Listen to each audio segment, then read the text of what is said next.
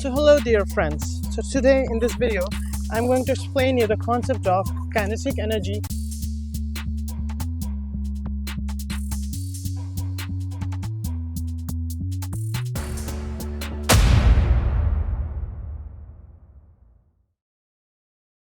So kinetic energy is the energy that is possessed by an object due to virtue of its motion.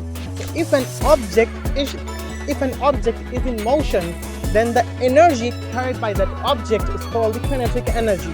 So it's a very simple thing. What is the formula? Let's understand the exact formula for kinetic energy, that is ½mv². If initially the object was at rest, else ½mv² minus u². That is the exact formula for calculating the kinetic energy.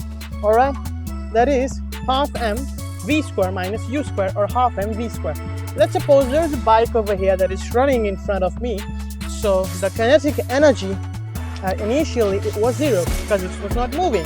When it started moving, when it's having a velocity of 10 meters per second, then its kinetic energy is equals to half times its mass times the square of its velocity. So that is ½mv². This is how we understand what is the kinetic energy.